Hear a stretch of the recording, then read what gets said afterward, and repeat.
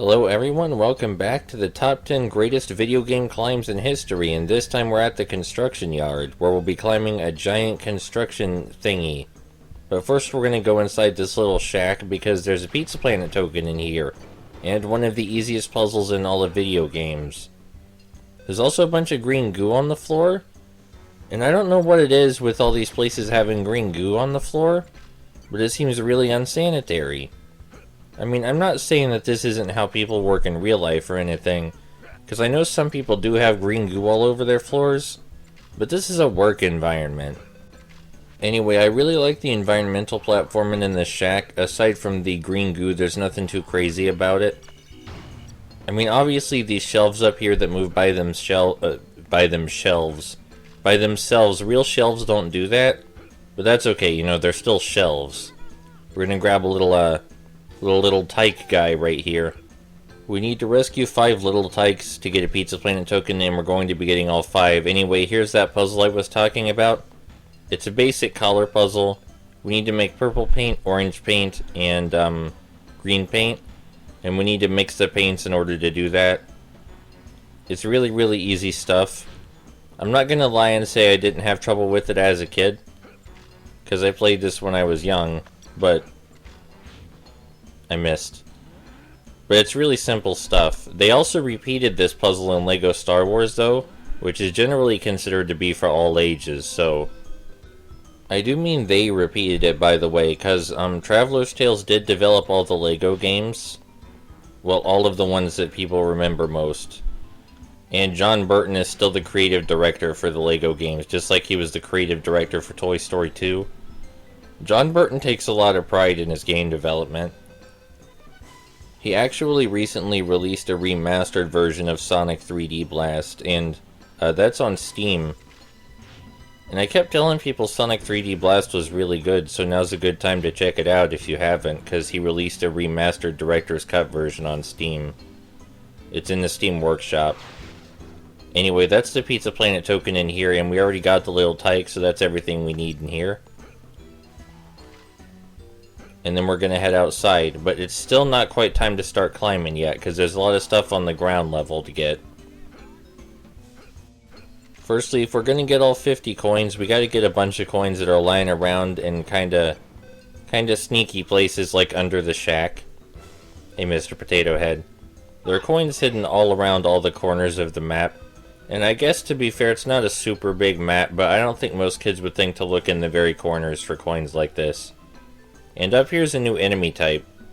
And this enemy type gives me a lot of trouble, but that's just because I insist on fighting it wrong. What you want to do is stay really far away and use a charge shot to shoot it, but I got way too close, so it used its green laser to stun lock me, which is something they're good at. So yeah, if you're gonna fight those, stay far away and lock on. Don't get as close as I did. Here's a green laser, which should make any future combat much easier. But won't let us fight the boss. No, we need something special for that.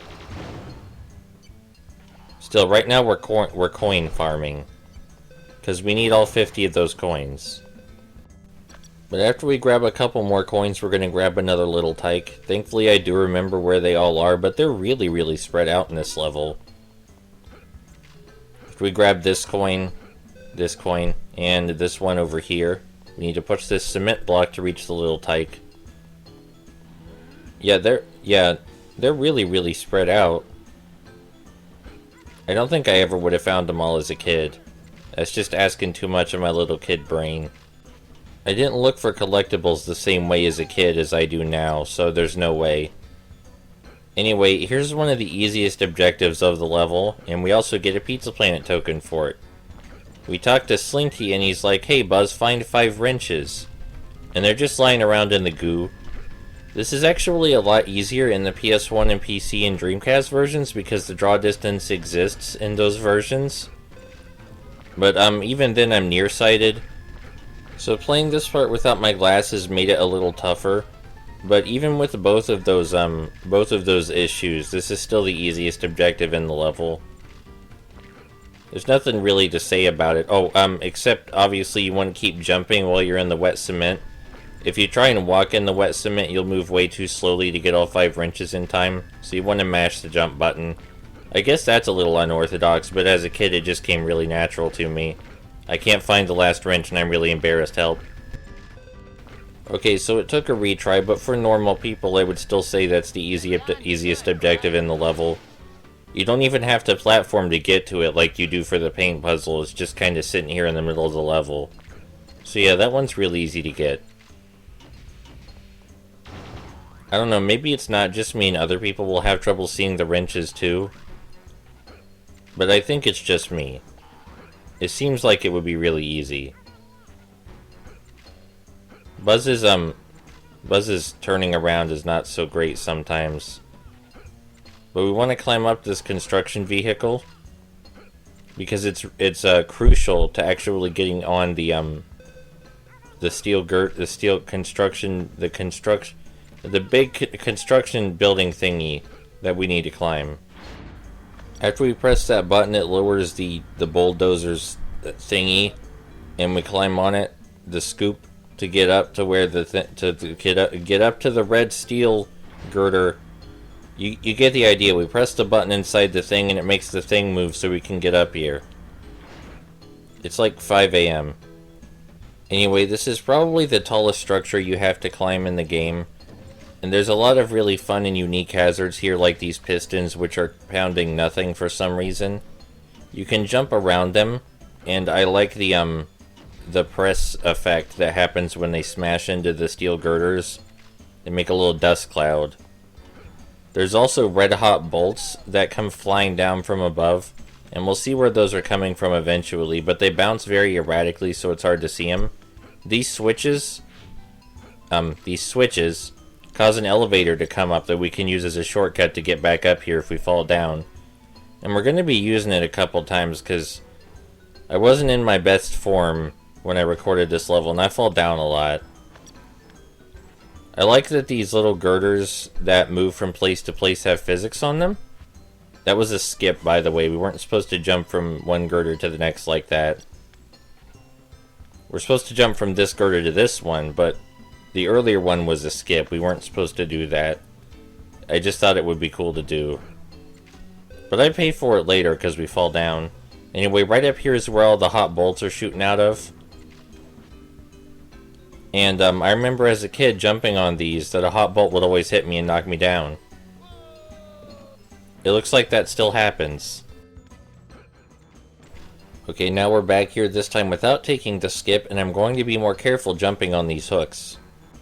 To be fair to the game, this platforming is reasonably difficult for only the 3rd level in the game.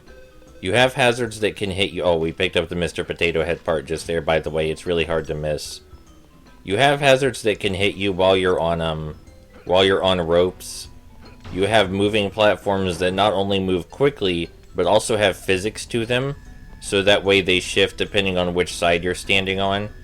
That's pretty complex platforming for the 3rd level in a children's platformer. And I could imagine that being kind of tough for little kids, but also challenging in a reasonable way.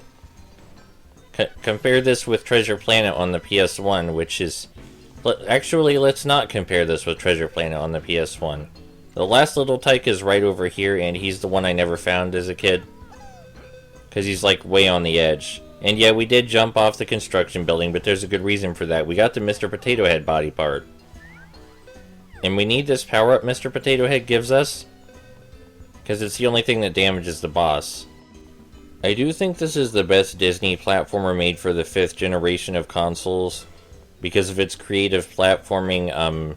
It's genuinely challenging game design, especially for children.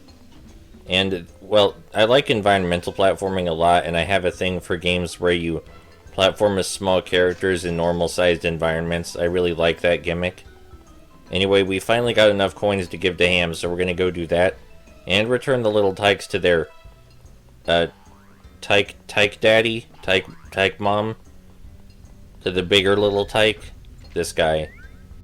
And while we're hopping over to Ham to go give him the 50 coins, I feel like I should tell a story, because this level has emotional resonance with me, and not in the good way that video games usually do.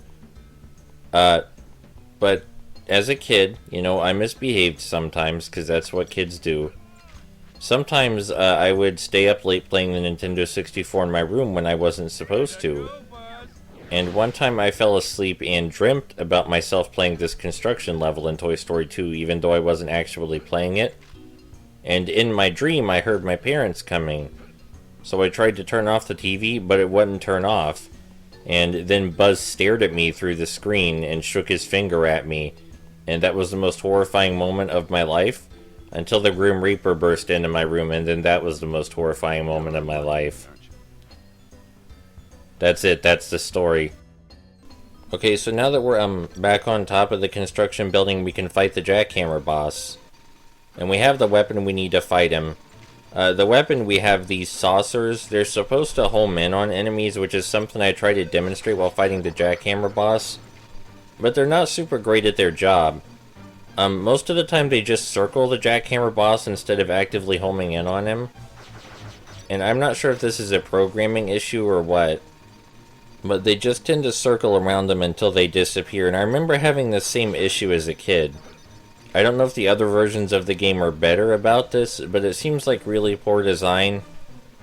Because it's confusing as an adult, and if it's confusing as an adult why my projectiles aren't hitting a guy, it's probably going to be even more confusing as a kid. You know, I just want my projectiles to hit the dude when I lock on and shoot him at him. Dang it. Anyway, now that I'm back up here, I can show you some of the nuances of the fight, like these girders in the middle that you can jump on as a shortcut. And I'll show you the way that I guess you're supposed to do it, even though I don't think it makes very much sense.